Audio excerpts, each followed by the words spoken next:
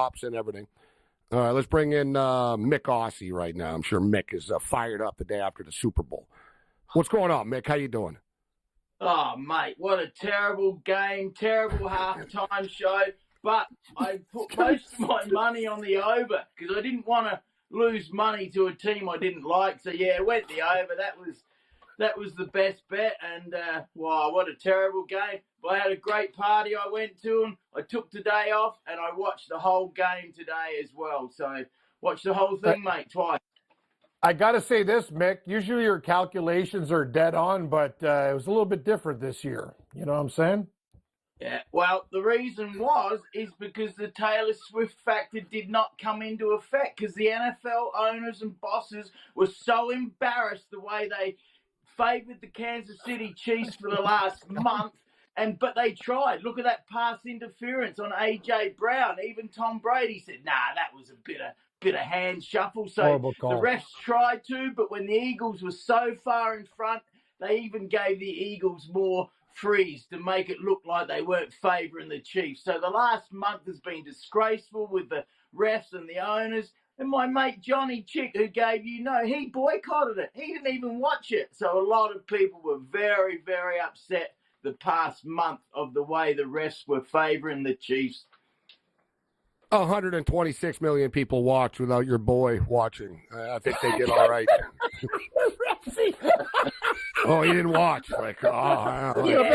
They set a viewing record. It's like, the Taylor Swift a viewing record. The Swift calculation. Know what it is, too? They only show her when she's happy.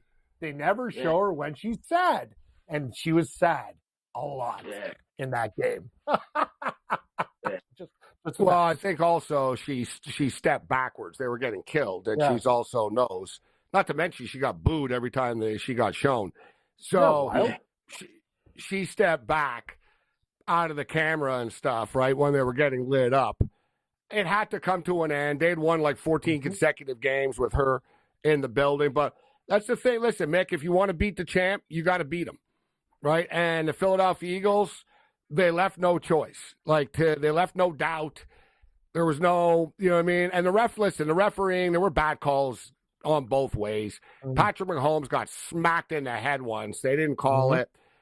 The refs just sort of, it was what it was. There was the bad call with A.J. Brown, and then they did a makeup call after when Goddard got hit. That shouldn't have been a penalty either, right? It is what it is. But the Philadelphia Eagles, they just left no doubt. They just punched them in the mouth, and that's what you got to do. That's what and I knew that going in with the Buffalo Bills. I didn't really bitch about the referees after the Buffalo Bill game. If you're going to complain about a spot on fourth and inches, and you have Josh Allen as your quarterback, and you left it up to the ref to decide where it was, that's on you, right? Like I said, it's like a boxer. Boxers all know. Dana White, UFC, boxing, they always say it all the time, man. If you're the contender, don't leave it in the hands of the judges, man, because they're going to side with the champion. And that's the way it is in every sport, Mick. It is what it is. But now that the carpet's been pulled out from underneath them, the Chiefs have to climb back up here, and we'll see if they're able to do it moving forward. But I think the Taylor Swift story is sort of coming to an end because Travis Kelce could retire, to be honest, too, which I wouldn't be surprised if he did now. Good call. And look at those O-line and D-line for the Eagles. They were monsters. It was the biggest and heaviest O-line ever in Super Bowl, I believe. And the first Aussie to start a Super Bowl and win it was Jordon Mailata, the big fella on the O-line for the Eagles. So that was great to see. He had the Aussie flag up there on the dais. But talking about Dana White, mate, you just mentioned him. Did you hear the way he ripped into the Aussie media? It was fantastic. He called them pussies after what I said last week about the Melbourne media being the second worst in the world. Dana White just teared apart the Aussie media. It was brilliant. I couldn't stop watching it. He says you got the most dangerous animals on the land and the sea, and yet your media are all pathetic. It was great. You got to listen to it, mate. I tweeted it to you. Yeah, but Mick, that's like every Dana White press conference, like after every city. Like that's like his.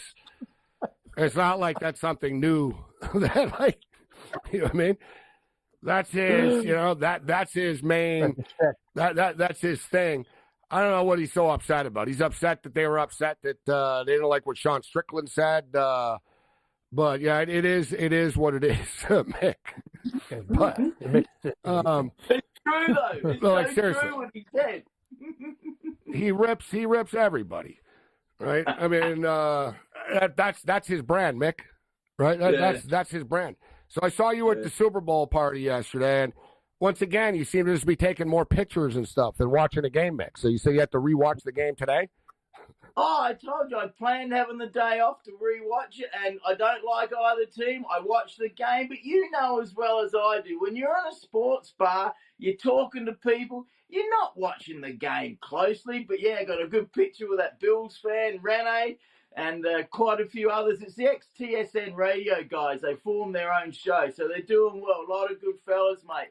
Not like the lot of arrogant media that you would have met down there at Super Bowl. But I enjoyed your coverage, your pictures with all the stars, mate. Mick hates the media.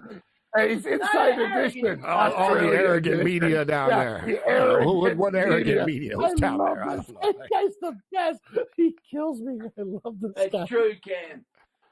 And other than a few people like Gabe and Frel, like a lot of you guys make some good money, but a lot of these guys, when I used to go, they weren't making that much money, but they thought they were so good, you know what I mean? And Pharrell, I got upset at Pharrell because he said only losers go to the media parties. That's 6 of my best nights ever. I went to 6 media parties down there. They were fantastic. Pharrell's just done with everything. You got to understand something. Me and Gabe know Pharrell's done with everything. Because you like that free booze down at the media party, and Mick likes to mingle though. You get all the I'm done with it too. I'm done with. I'll be honest.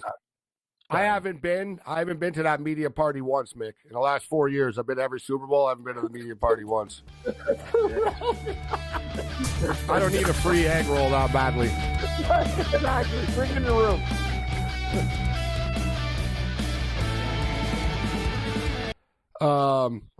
So, Mick, next year, Super Bowl, who's going to win? We posted the odds yesterday on Twitter.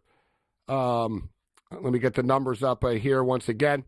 The Chiefs are plus 650 favorites, along with the Philadelphia Eagles. Also plus 650 right now. My Buffalo Bills are 7-1. The Ravens are 7-1. The Lions are 9-1.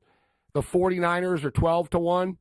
And the Commanders are now 18-1. The Super Bowl is outside of San Francisco next year in Santa Clara, California. But technically it's the San Francisco Super Bowl. What's your prediction, Mick? Early prediction for next year.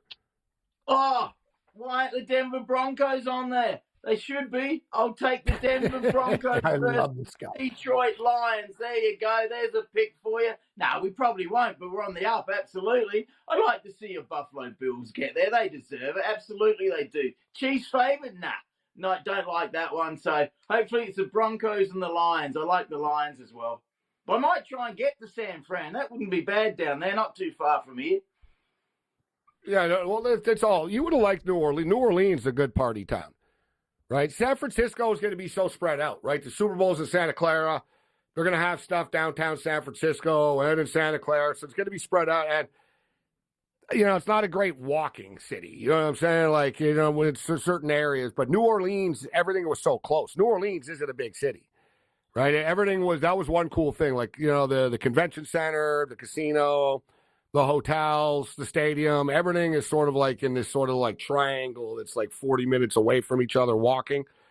But I do get the feeling that New Orleans was a lot safer this week than it usually is. I put it that way. Big time. I've seen a lot of cops before, but this was like, don't forget, they had an attack too on New Year's Eve there. Mm-hmm. And we were staying like literally 10 seconds from where that happened. So it was pretty jarring to see. Like, it was pretty sad when you actually see it in person, like how it happened and stuff. But I saw they did a piece on it, but there were 3,000 cops there. So they had 3,000 law enforcement officers. But the thing is, it doesn't sound like that much, but it's not that big. And another thing is too, the teams normally are never downtown. like at the Super Bowls. Yep. Like teams, for people tuning in, teams will usually stay at a nice golf resort somewhere out of town, right? So they're not around fans, they're not around the city. Like they're very isolated normally. This year was like really unique. Both teams were literally staying like in the French Quarter. Like both teams' hotels were like with the fans. Like it was pretty crazy. Like Kevin Walsh, and Greg, you'll like this. Kevin Walsh came in, and I told a story about how like I had the offensive line on. I had a bunch of dudes from the offensive line, and I asked them if they were going out and stuff. And he said, "Well, yeah, we go out to eat all the time." And he goes, "I think I just ate like 450 oysters."